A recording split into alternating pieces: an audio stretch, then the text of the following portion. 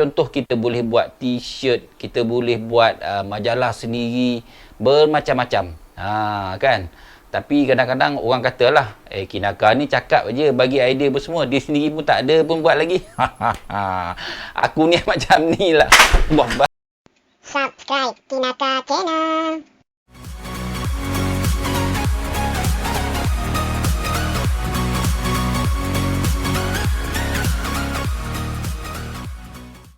Hello, hai, Assalamualaikum warahmatullahi wabarakatuh. Salam sejahtera, selamat bertemu sekali lagi di Kinaka Channel. Terima kasih sekali lagi aku ucapkan kepada korang yang telah pun subscribe aku punya channel, dan yang belum lagi tu, apa tunggu lagi, jangan lama-lama, terus subscribe aku punya channel. Dan yang masih lagi setia duduk dekat channel aku ni, terima kasih juga aku ucapkan kepada korang yang telah pun like, yang telah pun share aku punya video. Terima kasih aku ucapkan pada korang sekali lagi. Okey. Hari ni kita santai-santai je lah ya. Aku pun nak bercerita tentang apa hari ni. Nak pilih topik apa hari ni. Kartun sebenarnya ada bermacam-macam jenis lah ya. Kita tengok ada yang kartun tu cantik. Kita tengok ada yang buat tu macam kalau dia lukis kartun tu nampak macam apa orang cakap, cantik lah bila kita tengok kan. Sejuk mata memandang. Dia ada dua tu. Satu, watak dia ataupun karakter tu yang cantik, kita tengok kemas. Maksud aku tu, dia kemas. Satu lagi, latar belakang, background dia tu. Kadang-kadang dia punya watak ataupun karakter yang di dalam kartun tu tak seberapa pun, tapi dia punya background ataupun latar belakang dia tu cantik, kita tengok sejuk mata memandang. Kadang-kadang ada dia lukis pemandangan, terutama sekali yang kartun berbentuk color lah kan, yang berwarna tu. Hitam putih pun ada juga. Kadang-kadang bila kita tengok ada orang buat macam air terjun ke apa ke, nampak tenang aja, kan. Dan satu lagi, kekuatan seorang kartunis tu terletak kepada idea. Ada juga yang dia punya kartun dia tak cantik, kita tengok kan tak berapa cantik pun, tapi dia punya idea TikTok. Kita baca sekalipun, kita dah, kalau kita tak gelak berdekah-dekah pun mungkin kita akan tersenyum, ataupun di dalam hati kita mesti ada punya, kan. Itu kartunis-kartunis yang mempunyai idea-idea yang wow lah, kan. Payah sebenarnya kita nak dapat idea-idea yang wow macam tu. Lepas tu ada juga yang walaupun idea tak seberapa, tapi dia punya kartun dia cantik-cantik, kemas saja nampak kan, pun orang terpikat juga. Sebab kadang-kadang selera manusia ni berubah-ubah. Dia tak sama, rambut dia sama hitam, tapi kita punya selera tak sama. Alright. Dia punya, ada setengah orang tu suka lukisan yang cantik, ada setengah tu dia tak pandang pun tentang lukisan ni. Lantak lah kau nak lukis kartun apa bentuk kayu, hidung sampai bercabang 5 ke, hidung bulat ke, hidung lonjong ke apa ke, dia nak idea tu dia baca dah lawak dah. Ada setengah tu dia tengok daripada segi lukisan. Ada orang yang tengok lukisan cantik, idea dia tak berapa pun tapi cantik. Dia jadi dia terpikat dekat situ. Ada dua lah tu. Pandai-pandai lah kita imbangkan dia tu kan. Macam aku ni, aku tak tahulah kekuatan aku apa. Kartun nak kata cantik tak ada, idea pun nak kata wow sangat pun tak ada pula kan. Mungkin aku ni daripada segi aku ikut semasa jugalah kan. Aku ikut isu-isu semasa pun boleh. Jadi korang pun boleh juga nak buat macam tu. Kalau kita tak ada idea untuk isu semasa, kita boleh je guna idea yang lama-lama dulu, tapi janganlah kita guna lawak yang zaman-zaman dulu. Contohlah aku bagilah, kalau zaman filem Tan Sri P. Ramlee dulu, kau buat kartun di zaman sekarang, memang orang tak akan boleh gelak. Memanglah orang cakap cerita tu nostalgia, tapi lawak yang P. Ramlee buat tu, Allahyarham P. Ramlee buat tu adalah lawak original. Jadi kita tengok bila-bila pun dia lawak benda tu. Kita tengok bila. Kita kena tengok filem dia sendiri ataupun kena tengok filem yang original dia. Tapi kalau dibuat balik filem tu, dilakonkan oleh pelawak-pelawak yang terkini, buat lawak yang sama, dia tak boleh dah, tak jadi. Dia dah jadi lain. Dia nak macam lawak-lawak sekarang, dia kena pelawak yang sekarang, yang buat mengikut trend sekarang lah. Mungkin 20 tahun lagi ataupun 10 tahun lagi, lawak-lawak sekarang ni pun dah jadi basi lah ya. Teman-teman yang akan datang ni tengok apa benda lah lawak macam ni kan. Kita tak tahu. Jadi tapi mungkin nostalgia. Macam lagu raya juga, kita dengar sampai bila-bila pun lagu raya ni dia akan menyentuh di hati. Tapi lagu raya yang baru ni kita dengar tak boleh menyentuh hati sebab dia apa aku cakap dia bukan dia tak ada kenangan lagi lagu tu. Contoh aku bagilah kan ya, kalau lagu dulu-dulu zaman kita kecil-kecil kita dah dengar lagu tu, jadi memori kita tu ada kenangan dengan lagu tu. Lagu baru ni kita dengar baru sebulan dua, mana nak ada lagi kenangan kan. Cuma dia kuat dekat melodi. Lagu-lagu baru sekarang ni mungkin kalau dia naik dia di ranking pertama sekalipun, dia kuat sebab dia melodi dan juga promosi yang gila-gila punya. Lagu tu selalu main dekat TV ke, dia orang bayar iklan memang kau-kau punya. InsyaAllah boleh sekarang ni. Okey. Dan satu lagi, dia berbalik pada kartun tadilah ya. Dah terpesong jauh pula pergi ke lagu pula begini. Jadi kartun pun sama. Kalau kita ambil idea yang lawak-lawak zaman-zaman dulu, lawak zaman apa? Zaman kartun ni siapa dulu? Aku tak ingat lah. Lawak-lawak kartun bujal lah senang cakap. Kartun bujal. Lepas tu lagi apa? Zaman kita dulu kita tengok kartun bujal tu memanglah, walaupun dia tak ada lawak tapi dia selip banyak cerita yang berunsur nasihat. Sebab tu dia boleh letup cerita tu ya, teman-teman dulu.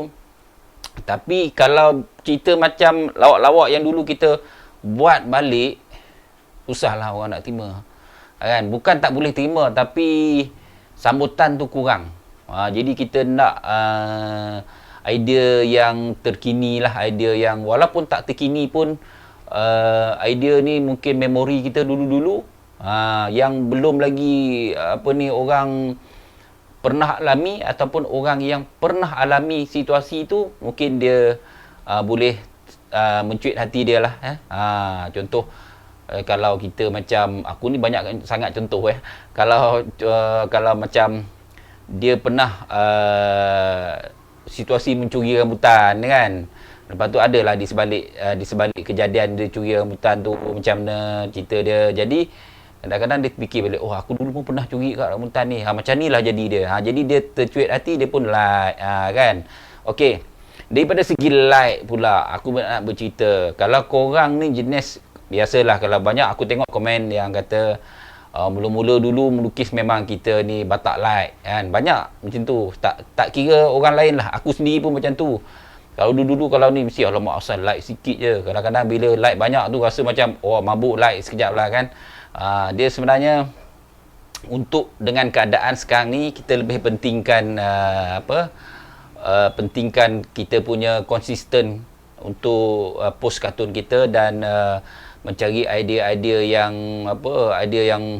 yang terkini yang boleh menghiburkan orang dengan keadaan situasi COVID-19 sekarang ni. Jadi kita salah satu daripadanya kita ni menghiburkan orang yang duduk dekat rumah, yang terkurung dah berapa sebulan lebih dah ni kan. Jadi kita menghiburkan dia orang sebab sekarang ni dia orang tak perlu pergi ke kedai beli majalah untuk baca apa, tak.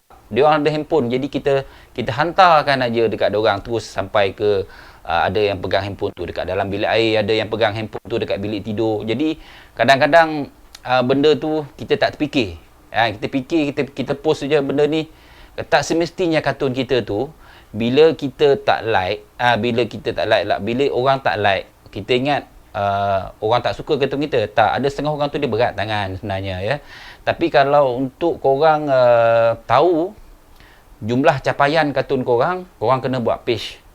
Walau kadang-kadang kita tengok page tu like dia dalam 50, 30 macam tu, tapi dia punya jumlah capaian ataupun dia punya tu, saya tengok kadang-kadang sampai 25,000, 100,000, 200,000 pun ada. Tapi selalu kalau 200,000 tu mungkin like dalam 1K lebih lah. Dia punya tu jumlah share je. Tapi kita tengok dekat situ baru like dia baru 1000 kan, 1k. Tapi kalau kita tengok dekat dia punya tu, yang dapat tengok benda tu hanyalah owner page tu aja. Jadi orang lain tak dapat tengok. Jadi itu aku showkan korang buat satu page untuk korang tahu. Jadi korang tak adalah macam down sangat bila dapat like sikit. Jadi korang tengok jumlah capaian tu, korang dah tahu dah. Mana kata orang tengok kartun aku ni 10,000 dah. Walaupun like aku dapat 20 like aja. Tapi yang jumlah capaian tu dah 20,000. Jadi tak apa, orang dah tengok dah kartun orang baca. Walaupun dia orang tak like. Kan? Jadi situ dah salah satunya untuk bagi kita semangat lah. Kan? Okey. Untuk buat duit pula dengan kartun ni, bermacam-macam kaedah lah nak buat duit dengan kartun ni. Tak semestinya dekat YouTube aja kita boleh buat duit. Sebenarnya mana-mana pun boleh buat duit. Tak semestinya dekat Facebook, tak semestinya dekat Instagram, dekat luar pun kita boleh buat duit. Contohnya bakat kita melukis caricature, kita boleh buat duit dengan melukis caricature. Kalau kita tak pandai buat caricature, kita lukis kartun. Okey, kita lukis kartun, kita ambil tempahan, kita lukislah dekat apa ni. Kalau dulu banyaklah orang buat kan, lukis atas apa, buat keychain tu dia lukis atas atas mug. Ada yang buat lukis atas keychain. Aku pernah buat dulu, aku tolong member aku buat dekat Center Market tahun 90-an lah, 90-an lebih kurang macam tu lah, pertengahan 90-an. Masa aku kerja dengan Gelagak dulu, aku tolong member aku, jadi aku lukiskan kartun atas mug tu, apa semua letak situ, jual secara live. Kan? Jadi itulah aku cakap. Jadi bermacam-macam kaedah kita boleh cari duit dengan kartun. Tak semestinya kita nak kena hantar kartun tu dekat majalah baru orang nak bayar. Bukan. Banyak cabang sebenarnya korang boleh buat. Cuma kita kena fikirlah macam mana cara aku nak buat duit dengan kartun ni.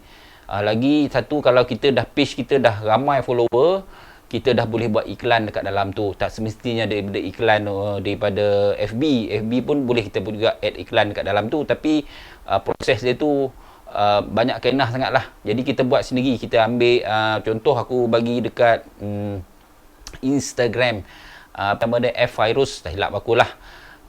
Dia ni tak silap follower aku dah menghampiri dekat 1 juta ke berapa. Itu hari aku tengok 800,000 itu hari. Dia sekarang dah ambil iklan, dia dah duduk dekat rumah je, dia dah tak ada buat kerja apa. Sekarang ni dia cuma ambil job iklan untuk page dia je. Dia lukis kartun, lepas tu dia selit-selitkan iklan-iklan dekat dia, orang dah bayar dekat dia. Pernah aku tengok di wawancara TV3 dulu, ada menjemput dia. Dia pernah bercakap, dia pernah bagi statement, kata dia ada dapat bayaran untuk melukis kartun daripada hasil daripada hasil dia buat iklan ni lah, untuk orang iklankan di page kartun dia ni, boleh mencapai sebulan sampai 4,000 ke 5,000. Itu dulu. Kalau sekarang aku rasa, aku tengok semua company besar-besar buat iklan dekat dia kan. Jadi duit ni sebenarnya dengan bakat kita ni, kita fikir sendiri je. Kita tak boleh berfikir macam aku hantar kartun kat majalah, nanti majalah tu akan bayar duit kat aku. Jadi kita jangan terlalu fikir nampak benda tu aja, nampak yang skop dekat luar ni kita tak nampak. Kita kena berfikir di luar kotak lah ya. Kena fikir macam-macam lagi benda yang boleh mendatangkan duit dengan hasil kartun kita. Aku dah bagi contoh, kita boleh buat t-shirt, kita boleh buat majalah sendiri, bermacam-macam. Kan? Mesti ada orang cakap kan, Kinaka ni ya je cakap kan. Dia cakap buat itu, buat t-shirt lah, buat apa bagai lah. Tapi dia sendiri pun tak ada buat benda pun kan. Jadi aku ni macam jurulatih bola lah ya. Jurulatih bola ni tak semestinya dia kena pandai main bola kan. Jadi aku sebenarnya ada planning nak buat semua benda tu, tapi tak sampai masa dia lagi. Aku ni jenis slow sikit, jadi lambat pick up. Sebenarnya aku nak buat channel YouTube ni dah lama dah. Aku ingat tak silap aku 2 tahun lepas. Aku dah jadi delay. Nantilah sampai sekarang aku paksa pushkan diri aku juga buat, sebab dengan PKP sekarang ni jadi masa aku banyaklah untuk aku borak-borak dengan korang kan. Jadi berbalik kepada benda yang kita nak buat duit tadilah. Jadi itu sajalah yang aku bagi idea ataupun bagi jalan untuk korang. Korang fikirlah. Korang ada bakat sendiri, korang boleh buat. Ya. Kalau kita nak melukis atas batu pun boleh. Cari batu dekat sungai yang cantik-cantik, batu dekat sungai tu, yang jenis bentuk flat tu kan, cantik-cantik. Beli marker yang yang boleh tulis dekat atas gelas tu kan. Lukis je kat atas tu. Lepas tu kilatkan dia dengan spraykan dia dengan liquid tu. Dah cantik. Masukkan dekat Facebook, dah boleh jual. Kan? Macam-macam sebenarnya benda ni. Dan salah seorang daripada kartunis yang aku tengok betul-betul kreatif untuk dia punya kartun dia ni, dia menggunakan 100% bakat dia, iaitu kartunis Napi. Dia salah seorang yang aku tengok betul-betul menggunakan 100% bakat dia. Dia pernah buat t-shirt, dia pernah buat melukis dekat atas mug, dia pernah buat button base tu, macam-macam lah dia buat, dengan ada majalah sendiri, dengan dia buat lukisan dia jual dekat laman web. Aku sendiri pun tengok dia, aku memang tabik dekat Napi ni kan. Lepas tu jadi kalau korang nak tengok hasil-hasil kerja dia yang dia jual, bolehlah pergi ke kedai Shopee dia, iaitu di Shopee dengan aku Sempoy Napi tak silap aku. Korang boleh search tengoklah dekat di Shopee tu, boleh tengok dia punya hasil-hasil kerja dia. Kalau korang nak beli, boleh support kawan-kawan kita. Jadi kita boleh ambil idea daripada kartunis Napi ni, macam mana kita nak keluarkan bakat kita. Macam-macam lah kita nak keluarkan bakat kita ni. Jadi tak adalah kita tumpu dekat nak buat majalah je, nak duit, nak post dekat akhbar, nanti akhbar bayar dekat kita RM50 ke RM60 ke. Tak adalah kita tumpu dekat situ aja kan. Jadi korang boleh buat macam-macam sebenarnya. Jadi sebelum aku nak mengundur diri lah, aku ingin ucapkan kemaafan daripada aku untuk daripada ujung rambut sampai ke ujung kaki. Maklum sajalah, kadang-kadang aku berceloteh ni banyak sangat. Orang cakap dah, kalau banyak sangat bercakap, banyaklah salahnya kan. Jadi aku ingin mohon maaf lah, manalah tahu kadang-kadang cakapan aku ni terkena batai hidung korang ke, ataupun terguris hati korang ke. Jadi aku minta maaf. Sebenarnya aku tak ada niat pun nak kata siapa-siapa. Jadi aku cuma nak santai-santai petang borak-borak dengan korang je. Alright. Jadi untuk next video insya-Allah kita akan jumpa lagi, dan sehingga kita bertemu sekali lagi, aku ucapkan Assalamualaikum warahmatullahi wabarakatuh. Bye bye. Terima kasih kerana menonton.